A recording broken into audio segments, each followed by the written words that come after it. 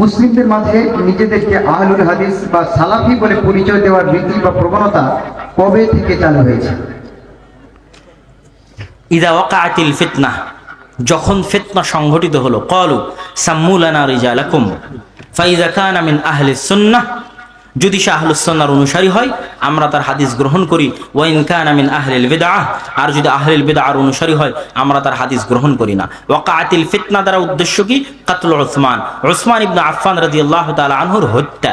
উসমান বিন আফফান রাদিয়াল্লাহু তাআলা আনহুর হত্যার আগ পর্যন্ত ইসলামে কোনো ফিতনা ছিল না। উসমান বিন আফফানের হত্যার দ্বারা ফিতনা সংঘটিত হলো, এবং ফিতনা সংঘটিত হওয়ার ফলে আকীদায় বিভ্রান্তি রাজনীতির কারণে সর্বপ্রথম এসেছে। রাজনীতি, পলিটিক্স, স্বার্থপরে ইসলামে আকীদায় বিভ্রান্তি এসেছে সর্বপ্রথম পলিটিক্যাল কারণে। শিয়া এবং খারিজি এই দুইটা মাযহাবের উত্থান ঘটেছে পলিটিক্যাল কারণে, এবং আজ পর্যন্ত শিয়া এবং খারিজি মাযহাব পৃথিবীতে বিরাজ করে মূলত পলিটিক্যাল পয়েন্ট অফ ভিউ থেকে। তাহলে পলিটিক্যাল কারণে দুইটা মাযহাবের উত্থান ঘটলো আলী রাদিয়াল্লাহু তাআলা আনহুর জীবদ্দশায়। যখন চতুর্থ খালিফা রাশিদিনের মধ্যে চতুর্থ খলিফা জীবিত, তখন তিনি একসাথে দুই ফেরকার বিরুদ্ধে যুদ্ধ করেছেন, শিয়া ফেরকার বিরুদ্ধে এবং খারিজি ফেরকার বিরুদ্ধে, এবং আব্দুল্লাহ বিন আব্বাসকে পাঠিয়ে খারিজিদেরকে হেদায়েত করার চেষ্টা করেছেন। কিতাবুর রিসালার মধ্যে ইমাম শাফি লম্বা তর্ক বিতর্ক নিয়ে এসেছে আব্দুল্লাহ বিন আব্বাসের সাথে খারিজিদের বিশাল লম্বা তর্ক বিতর্ক। আর আলী রাদিয়াল্লাহু তাআলা আনহু এই সমস্ত গালি যারা শিয়া ছিল, রাফিজি ছিল, এদেরকে আগুনে পুড়িয়ে হত্যা করেছেন। যদি তিনি পরে বলেছেন আমি যদি আগে আল্লাহ রাসূলের হাদিস জানতাম তাহলে তাদেরকে আগুনে পুড়িয়ে হত্যা করতাম না, কিন্তু এই দুই ফেরকার বিরুদ্ধে তিনি যুদ্ধ করেছেন, খারিজির বিরুদ্ধেও শিয়ার বিরুদ্ধেও। তো যখনই এই দুইটা ফেরকার উত্থান ঘটলো তখন আর বাকি সাহাবীরা কি থেকে নিজেদেরকে তাদের থেকে আলাদা করবে? তাদের কাছে দুটোই অস্ত্র ছিল তাদের থেকে আলাদা করার। এক, খারিজিরা কোরআনের ব্যাখ্যা নিজের মতো করছে। আব্দুল্লাহ বিন আব্বাস ওদেরকে বলছে তোমরা যে আয়াত থেকে এই দলিল নিচ্ছে এর দ্বারা এটা উদ্দেশ্য, তো ওরা নিজের মতো ব্যাখ্যা করছে। তখনই তো যখন ওরা নিজের মতো ব্যাখ্যা করছে, তো আব্দুল্লাহ বিন আব্বাস আল্লাহ রাসূলের হাদিস দিয়ে ব্যাখ্যা করছে। তাহলে পার্থক্য কি তৈরি হলো? যে আমি কোরআন বুঝবো হাদিস এবং সুন্নাত অনুযায়ী, তুমি কোরআন বুঝবা তোমার নিজের বুঝ অনুযায়ী। ওখান থেকে নাম চলে আসলো আহলুস সুন্নাহ, আহলুল হাদিস। পরের বাক্য, এবার খারিজিরা কি করলো? সাহাবীরা সব কাফের, আলী রাদিয়াল্লাহু তাআলা আনহু কাফের, মুআবিয়া রাদিয়াল্লাহু তাআলা আনহু কাফের। শিয়ারা কি করলো? 5 জন সাহাবী ব্যতীত বাকি সব সাহাবী কাফের। আবু বকর রাদিয়াল্লাহু তাআলা আনহু কাফের, ওমর রাদিয়াল্লাহু তাআলা আনহু কাফের, আয়েশা রাদিয়াল্লাহু তাআলা আনহা কাফের, নাউজুবিল্লাহ। তাহলে দ্বিতীয় পয়েন্ট যুক্ত হলো, বাপরে বাপ, যারা আল্লাহ রাসূলের সাথে ছিল এদেরকে যদি কেউ কাফের বলে এ তো পথভ্রষ্ট।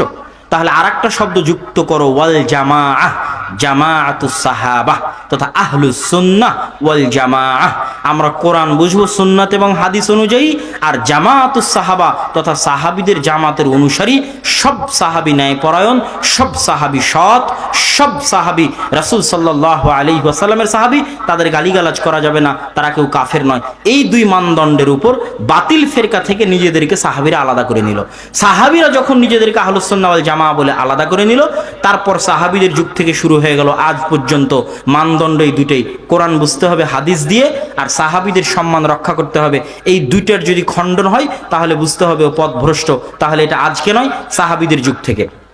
তিরমিজি, ইমাম তিরমিজি রাহিমাহুল্লাহ কত আগের, 275, 277, তার আগের 250 হিজরির সময় তিনি বই পুস্তক লিখেছেন। তার বইয়ের মধ্যে অন্তত 300 জায়গার বেশি তিনি আহলুল হাদিস শব্দ ব্যবহার করেছে। কিতাবুর রিসালা ইমাম শাফি 150 হিজরিতে ইমাম শাফি রাহিমাহুল্লাহ জন্মগ্রহণ করেছেন। তো যদি ধরি 200 হিজরির দিকে ইমাম শাফি রাহিমাহুল্লাহ তার এই বই লিখেছে, 170, 180 দিকে লিখেছে, তো কিতাবুর রিসালার মধ্যে তিনি আহলুল হাদিস শব্দ ব্যবহার করেছে।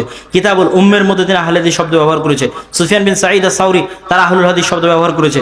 তো আহলুল হাদিস শব্দ বা আহলুস সুন্নাহ শব্দ সাহাবীদের যুগ থেকে, তাবিঈদের যুগ থেকে চলে এসেছে। এটা আজকের যুগে তৈরি করা কিছু নয়। আল্লাহ সুবহানাহু ওয়া তাআলা আমাদেরকে সঠিক বুঝার তৌফিক দান করুক, আল্লাহুম্মা আমিন। সূরা নাস আপনারা পড়েন, কুল আউযু বিরাব্বিন নাস, মালিকিন নাস, ইলাহিন নাস, মিন শাররিল ওয়াসওয়াসিল খান্নাস, আল্লাযী ইউওয়াসওয়িসু ফি সুদুরিন নাস। ওই শয়তান থেকে পরিত্রাণ চাই যেই শয়তান মানুষের হৃদয়ে ওয়াসওয়াসা দিতে পারে। রাসূল সাল্লাল্লাহু আলাইহি ওয়াসাল্লাম বলেছেন, মা মিন মাউলুদিন ইল্লা ইয়ামাসসুহু শাইতান। এমন কোন আদম সন্তান জন্মগ্রহণ করেনি যার গায়ে শয়তান স্পর্শ করেনি। হাত্তা ইস্তাহিল্লা সারিখা, শয়তানের স্পর্শে চিৎকার করে কেঁদে ওঠে। ইল্লা মারিয়াম ও ইবনু ঈসা, তবে মারিয়াম এবং তার সন্তান ঈসা আলাইহিস সালামের গায়ে শয়তান স্পর্শ করেনি। তাছাড়া পৃথিবীর সকল নবী রাসূল থেকে শুরু করে সকল ওলিয়া পরহেজগার ব্যক্তির জন্মের পর শয়তান তাদের গায়ে স্পর্শ করেছে। শয়তানের সাথে আমাদের সম্পর্ক চিরন্তন। এমন কোন আদম সন্তান নেই যে আদম সন্তানের দুইটা বন্ধু আছে, কারিনুম মিনাল মালায়েকা ওয়া কারিনুম মিনাশ শাইতান। একটা শয়তান বন্ধু, একটা ফেরেশতা বন্ধু। শয়তান বন্ধু 24 ঘন্টা এই নফসের মধ্যে ওয়াসওয়াসা দিচ্ছে। রাসূল সাল্লাল্লাহু আলাইহি ওয়াসাল্লাম আরো স্পষ্ট করে বলেছেন, যখন তোমাদের কেউ ফজরের সালাত থেকে ঘুম থেকে উঠতে চায় সালাতের জন্য, তখন শয়তান বলে নাম নাম ইন্নাল লাইলা লাতাবিল, ঘুমাও ঘুমাও, রাত এখনো অনেক লম্বা আছে, তুমি ঘুমিয়ে থাকো। তাহলে ফজরে যখন আপনি ঘুম থেকে উঠতে চান, রাতের এই শীতের অন্ধকার রাতে ল্যাপের উষুম থেকে ঠান্ডা কনকনে শীতের পানি দিয়ে উজু করার জন্য যখন ওঠেন, তখন যত কথা আপনার মনের মধ্যে জাগে, এই একটা কথাও আপনার নিজের নয়, এই প্রত্যেকটা কথা আপনার অন্তরে কে দিচ্ছে? কে দিচ্ছে? শয়তান। কে দিচ্ছে? শয়তান। এই শয়তানের অস্তিত্বে, আপনার হৃদয়ের উপর শয়তানের যে কন্ট্রোল ক্ষমতা আছে, এই অস্তিত্বে আপনি যত বেশি পরিমাণে বিশ্বাস করবেন, আপনার জন্য হেদায়েতের রাস্তা তত সহজ হবে।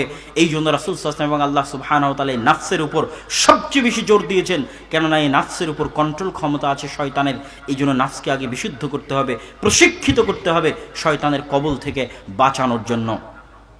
সম্মানিত উপস্থিতি, শয়তানের কবল থেকে আমরা আমাদের নাফসকে কিভাবে বাঁচাবো? আমরা আমাদের নাফসকে কিভাবে পরিশুদ্ধ করব? কি কি করলে আমাদের এই নাফস পরিশুদ্ধ হতে পারে, বিশুদ্ধ হতে পারে? এক, তাওহীদ। প্রত্যেকটা নাফসের সবচেয়ে বড় রোগ হচ্ছে, সবচেয়ে বড় অসুস্থতা হচ্ছে এই নাফস ভীত সন্ত্রস্ত। ইন্নাল ইনসানা খুলিকা হালুআ, ভীত সন্ত্রস্ত। টাকার কাছে ভীত, ক্ষমতার কাছে ভীত, পাওয়ারের কাছে ভীত, অনেক কিছুর কাছে ভীত। এবং এই নাফসের সবচেয়ে বড় সমস্যা হচ্ছে দাসত্ব পছন্দ করে, গোলামি পছন্দ করে। কারো না কারো গোলামি এবং দাসত্ব পছন্দ করে। হয় টাকার গোলামি দাসত্ব করছে, না হয় নারীর দাসত্ব গোলামি করছে, না হয় ফেসবুক ইউটিউব টুইটারের দাসত্ব গোলামি করছে, না হয় ভিডিও গেমের দাসত্ব গোলামি করছে। যদি ভিডিও গেমে একবার ঢুকে বের না হতে পারে, এটা একটা দাসত্ব। যে 2-3 ঘন্টাও বের হতে পারতেছে না, যে বিড়ি সিগারেট খায় ছাড়তে পারে না নেশা, এটা এক প্রকার দাসত্ব। যে জুয়া খেলে ছাড়তে পারে না নেশা, এটা এক প্রকার দাসত্ব। ওর অন্তর ওটার সাথে লেগে গেছে, ওইটার দাস হয়ে গেছে অন্তর। বিড়ি সিগারেট ছাড়া অন্তর চলছে না, মানে হৃদয় ওই বিড়ি সিগারেটের সাথে কানেক্টেড হয়ে গেছে এমনভাবে যে এটা আবার দাস এবং গোলামে পরিণত হয়ে গেছে। ওই ভিডিও গেম ছাড়াও থাকতে পারছে না, আত্মহত্যা করবে কেন? ওর এই নাফস ওই ভিডিও গেমের গোলাম হয়ে গেছে, ওইটা ছাড়া টিকতে পারবে না। এই নাফসের মধ্যে জন্মগত সবচেয়ে খারাপ স্বভাব হচ্ছে দাসত্ব। যে কোনো কিছুর দাসত্ব করে বসতে পারে, শয়তানের দাসত্ব করে। এমনকি পৃথিবীতে এমন মানুষ আছে যারা জেনে বুঝে শয়তানের দাসত্ব করে।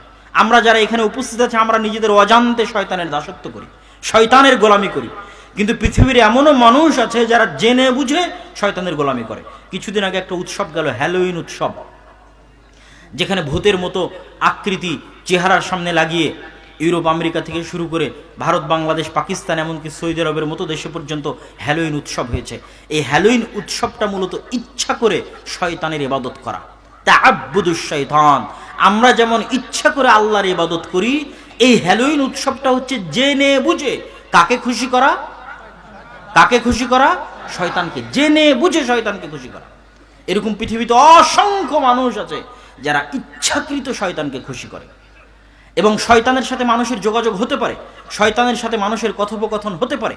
আবু হুরায়রা রাদিয়াল্লাহু তাআলা আনহুর সাথে যদি শয়তানের কথোপকথন হয়, আল্লাহ রাসূলের যুগে সাদাকার মাল পাহারা দিতে গিয়ে তিন দিন শয়তানের সাথে কথা বলেছেন। আব্দুল্লাহ বিন মাসউদ রাদিয়াল্লাহু তাআলা আনহু বলছেন, অপরিচিত মানুষ তোমাদের সামনে মিথ্যা হাদিস বর্ণনা করে চলে যাবে। বর্ণনা করে চলে যাওয়ার পর তোমরা বলবে উমুক উমুক দেখতে একজনে হাদিস বলেছিল, কিন্তু বাস্তবে ওই মানুষকে খুঁজে পাবে না। জেনে রাখো শয়তান। রাসূল সাল্লাল্লাহু আলাইহি সাল্লামের হাদিস যে অপরিচিত মানুষ, শয়তান অপরিচিত মানুষের রূপ ধারণ করে হাদিস বর্ণনা করে চলে যাবে, তোমরা বুঝতে পারবে না। এই জন্য আমি বলি যে আজকের ইউটিউবে যদি মানুষের চেহারাবিহীন কোনো অডিও পাওয়া যায়, তো ওই অডিও শয়তানও দিতে পারে, এতে কোনো সন্দেহ নেই, দিতে পারে শয়তান অডিও। এবং পৃথিবীতে যারা ইচ্ছাকৃত শয়তানের দাসত্ব করতেছে, তাদের সাথে শয়তানের যোগাযোগ এবং সম্পর্ক হতে পারে। কিন্তু আমরা যারা শয়তানের দাসত্ব এবং গোলামি করতেছি, তারা বেশিরভাগ না জেনে শয়তানের দাসত্ব করতেছি। এই যে আমাদের নফস গোলাম হয়ে গেছে, আমাদের নফস বিক্রি হয়ে গেছে, এইটার থেকে এই নফসকে স্বাধীন করতে পারে, আজাদ করতে পারে তাওহীদ। আল্লাহ সুবহানাহু ওয়া তাআলার একচ্ছত্র আধিপত্য বিশ্বাস, আল্লাহর একত্ববাদে বিশ্বাস। তাওহীদের উপর আমার বিস্তারিত বক্তব্য আছে, আল্লাহর পরিচয়ের উপর বিস্তারিত বক্তব্য আছে, সেখান থেকে শুনবেন। আজকে শুধু এতটুকু বলছি, আমাদের নফসের সবচেয়ে বড় রোগ দাসত্ব, আমাদের নফসের সবচেয়ে বড় রোগ ভীত সন্ত্রস্ত। যে কেউ ভয় দেখাতে পারে। কবিরাজ ভয় দেখিয়ে দিবে যে আপনার ছেলেকে যদি তাবিজ না লাগানো হয় মরে যাবে, ভয়, ডারকা বিজনেস।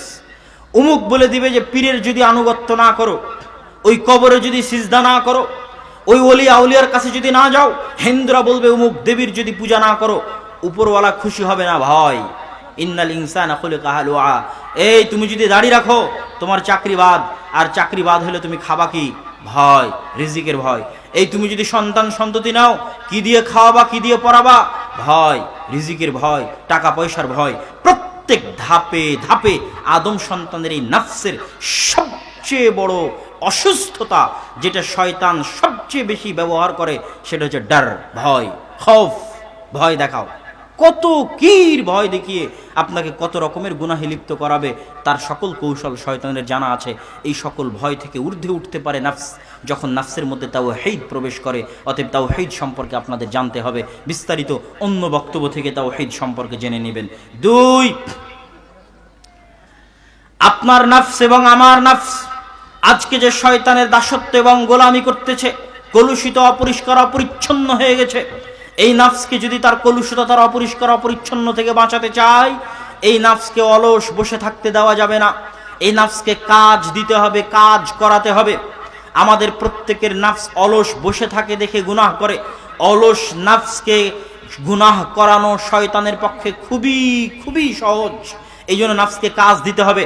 আর সেই কাজের সবচেয়ে বড় কাজ হচ্ছে ইন্নাস সালাতা তানহা আনিল ফাহশাই ওয়াল মুনকার। সালাত, রাসূল সাল্লাল্লাহু আলাইহি ওয়াসাল্লাম বলছেন, কেউ যদি টানা 40 দিন 5 ওয়াক্ত সালাত তাকবীরে তাহরিমার সাথে আদায় করে, তার নফসকে জাহান্নামের আগুন থেকে এবং মুনাফি থেকে মুক্ত ঘোষণা করে দেওয়া হলো। তার নফসকে এখন 1 ওয়াক্ত সালাত মসজিদে জামাতের সাথে আদায় করা একটা তৃতীয় বিশ্বযুদ্ধ শয়তানের বিরুদ্ধে। একটা তৃতীয় বিশ্বযুদ্ধ, 1 ওয়াক্ত সালাত জামাতে মসজিদে আদায় করা। যখন থেকে সিদ্ধান্ত নেবেন, আজকে থেকে সিদ্ধান্ত নেন যে আদায় করবেন। জীবনে তো অনেক শক্তি, অনেক ক্ষমতা, অনেক পাওয়ার মানুষের বিরুদ্ধে দেখিয়েছেন। একবার একটু সিদ্ধান্ত নেন যে আপনার এই শক্তি, আপনার এই ক্ষমতা শয়তানের বিরুদ্ধে দেখাবেন। পারবেন? আল্লাহ সুবহানাহু ওয়া তাআলা কবুল করুক, আল্লাহুম্মা আমিন। যুবকদের উদ্দেশ্যে চ্যালেঞ্জ, আজীবন তো শয়তানের দাসত্ব করেছো, গোলামি করেছো, আজ একটু যুদ্ধের ঘোষণা দাও। এই একটা আমল যে মাত্র 40 দিন 5 ওয়াক্ত সালাত জামাতে আদায় করতে হবে তাকবীরে তাহরিমার সাথে। আজ যদি সিদ্ধান্ত নাও কাল থেকে করবে, তাহলে শয়তান 2 ভাবে তোমাকে বাধাগ্রস্ত করবে। শায়াতিন আল ইনসি ওয়াল জিন, মানুষ শয়তান দিয়ে, আর জিন শয়তান ইবলিস আর তার বাহিনী তো আছে। ইবলিস আর তার বাহিনী ডাইরেক্টলি অন্তরে কথা দিবে, এইটা জরুরি কাজ আছে, এখন থাক, আর একটু পরে, আজ না হয় বাদ দিই, কাল থেকে শুরু করি। যদি তুমি পাক্কা ডিসিশন নিয়েই নাও যে না আজ জামাতে যাব, তাহলে তোমার আর এক বন্ধু ওর অন্তরে শয়তান কথা দিবে, এই তোর তো অমুকের সাথে একটা জরুরি কথা ছিল, কাজ ছিল, এখনই ফোন দে। ও সাথে সাথে ওখানে বসে থেকে তোমাকে ফোন দিয়ে বলবে, বন্ধু একটা খুব জরুরি কাজ ছিল, ভুলে গেছি, এক্ষুনি বের হতে হবে, চল একটু তাড়াতাড়ি বের হতে হবে। ও হচ্ছে মানুষরূপী শয়তান। ওকেও আর এক শয়তান পাঠিয়েছে। কেন? সকলের অন্তরের উপর কার কন্ট্রোল ক্ষমতা আছে? শয়তানের কন্ট্রোল ক্ষমতা আছে। ভয়ঙ্কর ব্যাপার স্যাপার। তাহলে কেমনে ও সালাতে যাবে? যেতে পারবে না, সম্ভব নয়। যদি এই সকল বাধা অতিক্রম করে জামাতে যায়, তো একটা তৃতীয় বিশ্বযুদ্ধের চাইতেও ভয়ঙ্কর যুদ্ধে শয়তানকে পরাজিত করলো। আর যদি 40 দিন 5 ওয়াক্ত সালাত সমান 200 ওয়াক্ত সালাতের টানা বিরতিহীন ভাবে লাগাতার একটার পর একটা যুদ্ধে যদি শয়তানকে পরাজিত করে, টানা লাগাতার বিরতিহীন ভাবে 200টা ভয়ঙ্কর তৃতীয় বিশ্বযুদ্ধের চাইতেও যুদ্ধে যদি মানুষের অন্তর শয়তানকে পরাজিত করতে পারে, তাহলে মানুষের অন্তর শয়তানের কন্ট্রোল থেকে বের হয়ে গেছে। আল্লাহু আকবার। অন্তর শয়তানের কন্ট্রোল থেকে বের হয়ে গেছে 40 দিন 5 ওয়াক্ত সালাত জামাতে। এখন এই হৃদয়ের উপর আপনার কণ্ঠের বিরুদ্ধে কেমনে যুদ্ধ করতে হয়, শয়তানের বিরুদ্ধে কেমনে লড়াই করতে হয়, কেমনে লড়াইয়ে টিকে থাকতে হয়। এই জন্য যত গুনাহ আপনি লিপ্ত আছেন, যে যত আপনি বিড়ি খান, সিগারেট খান, তামাক খান, জর্দা খান, গুল খান, জুয়া খেলেন, হারাম খান, যত গুনাহ আছে, সকল গুনাহের একটাই ঔষধ আর একটাই রোগ। সকল গুনাহের একটাই রোগ যে আপনার অন্তরের উপর শয়তানের কন্ট্রোল ক্ষমতা আছে, তাই গুনাহ থেকে বের হতে পারছেন না। কি দিয়ে বের হবেন? সালাত দিয়ে বের হওয়া সম্ভব। 40 দিন 5 ওয়াক্ত সালাত জামাতে আদায় করলে অন্তর শয়তানের বিরুদ্ধে যুদ্ধ করা শিখবে। তখন আস্তে আস্তে এই অন্তরের উপর শয়তানের প্রভাব কমবে। যত গুনাহে আপনি লিপ্ত থাকেন না কেন, প্রত্যেকটা গুনাহ থেকে বের হওয়া সম্ভব যদি আপনি সালাতের মাধ্যমে এই হৃদয়কে প্রশিক্ষিত করেন শয়তানের বিরুদ্ধে যুদ্ধ করার জন্য। এই জন্য আল্লাহ বলছেন, ইন্নাস সালাতা তানহা আনিল ফাহশাই ওয়াল মুনকার, তথা সালাত মানুষকে খারাপ কাজ থেকে বিরত থাকতে বাধা দেয়। কিভাবে? এইভাবে সালাতের মাধ্যমে হৃদয় প্রশিক্ষিত হয়, শয়তানের বিরুদ্ধে যুদ্ধের জন্য শক্তিশালী হয়, তখন সকল গুনাহ করা অতটা সহজ হয় না, কঠিন হয়ে যায়। চিন্তা ভাবনা করে শয়তান বলল আর আপনি শুনলেন, এরকম তখন হয় না। আপনি তখন চিন্তা ভাবনা করবেন এটা করা আমার ঠিক কিনা, কেননা তখন হালকা হলেও আপনার হৃদয়ের উপর নিজের কন্ট্রোল ক্ষমতা আছে। আর যতক্ষণ সালাত আদায় করেননি, অন্তত 40 দিন টানা 5 ওয়াক্ত সালাত মসজিদে আদায় করেননি, ততক্ষণ আপনার হৃদয়ের উপর আপনার কোনো কন্ট্রোল ক্ষমতা নেই। সম্মানিত উপস্থিতি, এই জন্য ইসলামের যত হুকুম আহকাম আছে, প্রত্যেকটা হুকুম আহকাম শয়তানের বিরুদ্ধে প্রয়োগ করা হয়েছে। আমি কিছুক্ষণ পর আপনাদের দেখাবো। তার আগে তৃতীয় উপায়ে চলে যাই, শয়তানের কন্ট্রোল থেকে নিজের নফসকে বের করার তৃতীয় উপায়। এই তৃতীয় উপায় বলতে গিয়ে ইবনুল কাইয়িম রাহিমাহুল্লাহ বলছেন, মানুষের হৃদয়কে কন্ট্রোল করার জন্য, ধ্বংস করার জন্য, জাহান্নামে নিয়ে যাওয়ার জন্য এই গোটা বডির মধ্যে 3টে ভয়ঙ্কর অস্ত্র আছে শয়তানের। 3টে ভয়ঙ্করতম অস্ত্র আছে, যে অস্ত্র দিয়ে শয়তান হামলা করে মানুষের হৃদয়ের উপর। হামলা শব্দ ব্যবহার করেছেন ইবনুল কাইয়িম, অস্ত্র শব্দ ব্যবহার করেছেন ইবনুল কাইয়িম। যে 3টা ভয়ঙ্কর অস্ত্র আছে আমাদের এই বডির মধ্যে, যেই 3টা ভয়ঙ্কর অস্ত্র দিয়ে শয়তান আমাদের নফসের উপর আক্রমণ করে। এক, সবচেয়ে ভয়ঙ্কর অস্ত্র, সবচেয়ে খাতারনাক অস্ত্র, সবচেয়ে ভয়াবহ অস্ত্র, যেই অস্ত্র দিয়ে এক ক্লিকে মানুষকে সবচেয়ে সহজ উপায়ে জাহান্নামে নিয়ে যাওয়া যায়। 1 সেকেন্ডে, চোখের পলকে জাহান্নাম, একদম চোখের পলক পড়া মাত্র জাহান্নাম। শয়তান খালি ক্লিক করবে, জাহান্নামে চলে যাবে, মানুষ বুঝতেও পারবে না জাহান্নামে চলে গেছে। এত সিম্পল, এত সহজভাবে আর কোনো ভয়ঙ্কর অস্ত্র এই বডিতে নাই, যে অস্ত্র দিয়ে শয়তান মানুষকে চোখের পলকে একটা সিম্পল ক্লিকে জাহান্নামে নিয়ে যেতে পারে। সেই অস্ত্রটা হচ্ছে জিহ্বা। সেটা কি বলেন তো? ইবনুল কাইয়িম রাহিমাহুল্লাহ বলছেন, এই ভয়ঙ্কর অস্ত্র হচ্ছে জিহ্বা। শয়তান বলছে ওকে গালি দে, গালি দিয়ে দিচ্ছে, বলছে আর গীবত কর, সেকেন্ডে গীবত করে ফেলতেছে, এক গীবতে জাহান্নাম। কথা মনে হয় আমার বুঝতে পারেননি। বলে আর ওকে অপবাদ দে, এক অপবাদে জাহান্নাম। 1 সেকেন্ড লাগলো মাত্র বলতে, বলা মাত্র জাহান্নাম। মুখ দিয়ে প্রত্যেক যা কথা বের হচ্ছে সেই কথার হিসাব কিয়ামতের মাঠে হবে। এখন কোন কথার কারণে যে আপনি জাহান্নামে চলে যাবেন নিজেও জানেন না। তাহলে শয়তানের সবচেয়ে সহজ আর মজার উপায় মানুষকে জাহান্নামে নিয়ে যাওয়ার জন্য, মানুষ বুঝতেই পারবে না কখনো জাহান্নামে চলে গেছে, শয়তান বলা মাত্র বাস্তবায়ন করবে, সেটা হচ্ছে জিহ্বা। এই ইবনুল কাইয়িম রাহিমাহুল্লাহ জিহ্বার কথা বলতে গিয়ে রাসূল সাল্লাল্লাহু আলাইহি ওয়াসাল্লাম অসংখ্য হাদিস পেশ করেছেন, যা আপনাদের জানা। শ্রদ্ধেয় শাইখ আব্দুর রাজ্জাক বিন ইউসুফের বক্তব্য আপনারা বহুদিন শুনেছেন যে মানুষ জাহান্নামে সবচেয়ে বেশি নিক্ষিপ্ত হবে আলা আলসিনাতিহিম, জিহ্বার উপর ভর করে টেনে ছেঁচে জাহান্নামে নিয়ে যাওয়া হবে সবচেয়ে বেশি। এত সহজে শয়তান যদি বলে এই জেনা কর, শয়তানের অর্ডার নফসের কাছে, জেনা করা এত সহজ নয়। প্ল্যান লাগে, পরিকল্পনা লাগে, সমাজ ব্যবস্থা কঠিন হলে, স্বামী স্ত্রী পরিবারের মান সম্মান থাকলে অত সহজ হয় না। শয়তান বলে আরে ওকে হত্যা কর, ওকে হত্যা করতে প্ল্যান, পরিকল্পনা, প্রবলেম সব কিছু করে হত্যা করতে পারবে কিনা জানে না। তাহলে প্রত্যেকটা গুনাহ শয়তানের জন্য করানো কত সহজ। শয়তান বলে আরে ওকে গালি দে, বলা মাত্রই গালি দিয়ে দিল। আরে ওর গীবত কর, বলা মাত্রই গীবত করলো। আরে ওকে অপবাদ দে, বলা মাত্রই অপবাদ দিয়ে দিল। তাহলে শয়তানের সবচেয়ে সহজে কাবুতে নিয়ে আসতে পারে মানুষের নফসকে, আর চোখের পলকে ফাট করে মানুষকে কল্পনার জগতে নিয়ে গিয়ে জাহান্নামে 1 সেকেন্ডে, সেটা হচ্ছে জিহ্বা।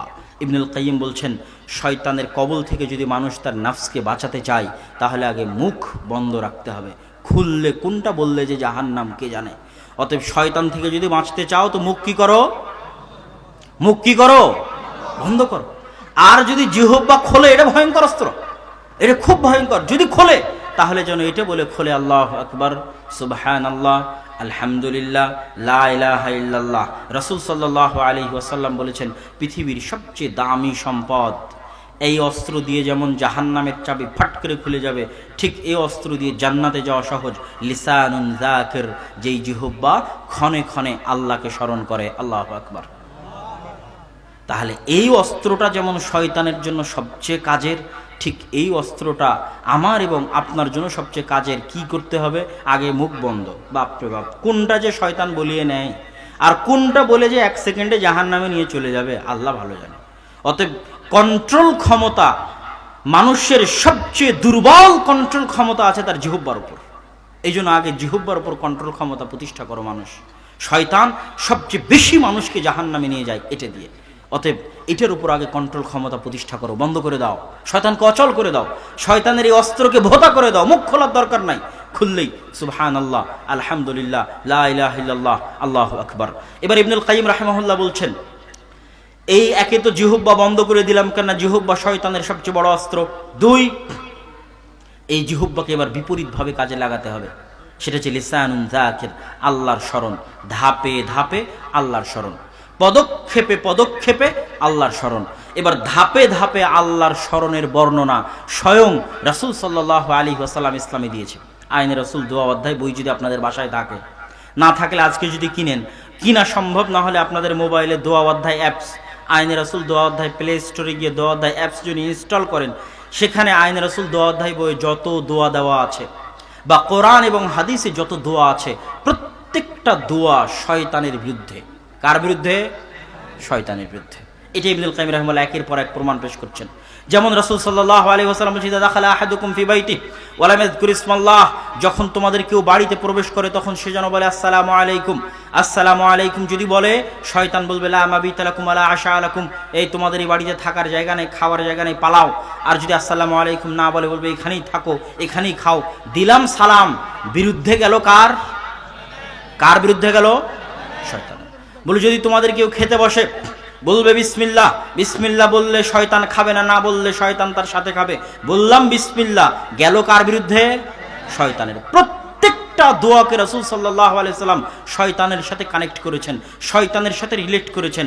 এখন প্রতিটা মানুষ যদি নিজের জীবনের ধাপে ধাপে, একে তো মুখ বন্ধ, মুখে কোনো কথা নেই, কিন্তু জীবনের প্রতিটা ধাপে ধাপে ও আল্লাহকে স্মরণ করছে। বাড়িতে ঢুকলে বলছে আসসালামু আলাইকুম ওয়া রাহমাতুল্লাহ, বাড়ি থেকে বের হলে বলছে আসসালামু আলাইকুম ওয়া রাহমাতুল্লাহ, বাড়ি থেকে বের হলে বলছে বিসমিল্লাহি তাওয়াক্কালতু আলাল্লাহ লা হাওলা ওয়ালা কুওয়াতা ইল্লা বিল্লাহ, বাথরুমে প্রবেশ করলে বলছে আল্লাহুম্মা ইন্না আউযু বিকা মিনাল খুবুসি ওয়াল খাবাইস, টয়লেট থেকে বের হলে বলছে গুফরানাকা, গাড়িতে উঠলে বলছে সুবহানাল্লাযী সাখখারা লানা হাযা ওয়া মা কুন্না লাহু মুকরিনিন ওয়া ইন্না ইলা রাব্বিনা লামুনকালিবুন। এইভাবে প্রতিটা ধাপে ধাপেও দোয়ার ব্যবহার করতেছে। তাহলে ওই ব্যক্তির গোটা শরীরের বাইরে শয়তানের বিরুদ্ধে এমন শক্তিশালী বর্ম, এমন শক্তিশালী বুজ্জ এবং দুর্গ তৈরি হয় যে পৃথিবীর কোনো শয়তানি শক্তি, অনেকগুলো শয়তানি শক্তি আছে, জাদু শয়তানি শক্তি, টোনা শয়তানি শক্তি, বদনজর শয়তানি শক্তি, শয়তানের ওয়াসওয়াসা শয়তানি শক্তি, পৃথিবীর কোনো শয়তানি শক্তি, কোনো জাদু, কোনো টোনা, কোনো বদনজর, কোনো কুদৃষ্টি, কোনো শয়তানের ওয়াসওয়াসা, কোনো কিছু এই বুজ্জই দুর্গ ভেদ করে মানুষের শরীরে প্রবেশ করতে পারবে না। এই প্রত্যেকটা দোয়া হচ্ছে এরকম বিশাল অস্ত্র। দলিল, আরো দলিল পাবেন। রাসূল সাল্লাল্লাহু আলাইহি ওয়াসাল্লাম বলছেন, কেউ যদি রাতে ঘুমানোর সময় আয়াতুল কুরসি পাঠ করে, তাহলে তার পাশে একটা ফেরেশতা নিযুক্ত করা হয়, সকাল পর্যন্ত যেন শয়তান তার কোনো ক্ষতি না করতে পারে। আল্লাহু আকবার। তাহলে এই যে প্রতিটা দোয়া একটা দুর্গ তৈরি করে দিচ্ছে শরীরের বাইরে।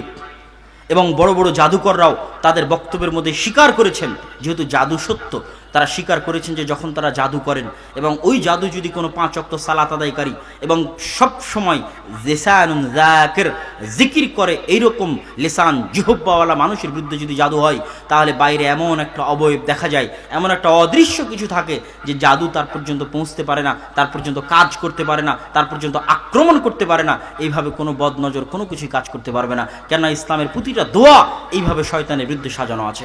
যখন ছোট বাচ্চাকে কোলে নিচ্ছেন তখন কি বলতে হবে? আউযু বিকালিমাতিল্লাহি তাম্মা মিন কুল্লি শাইতান ওয়া হাম্মা ওয়া মিন কুল্লি আইনিন লাম্মা।